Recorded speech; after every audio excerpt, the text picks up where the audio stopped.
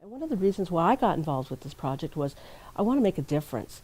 And I've been very involved in the Aboriginal community at various organizations. I've been on different boards of directors and things like that. And what I found overall is kind of being in mainstream is that a lot of times we would bring up issues or talk about issues, how they affected Aboriginal people. And a lot of times I would be called on it, like, how do you know this? How can you prove this? And one of the things I would say is, I don't have the proof, but I know because being involved in the Aboriginal community, like hands-on, grassroots level, and being involved at leadership level, I was aware of information where other people wouldn't be. And but I also got to realize that we didn't have the proof.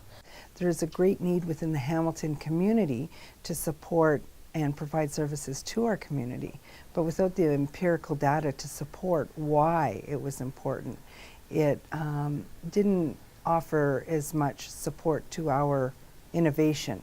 It's information that we always knew about. We could tell you we're the most poor. We can tell you we don't have jobs. We can tell you we have the most social ill wills, whether it's employment, whether it's health, whether it's kids not graduating high school. Our numbers are off the charts.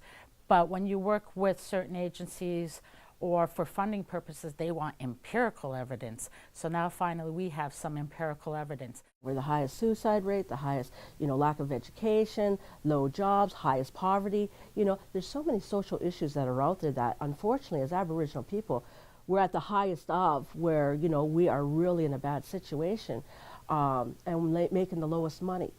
We have a very high percentage of people that live in poverty in the Hamilton area.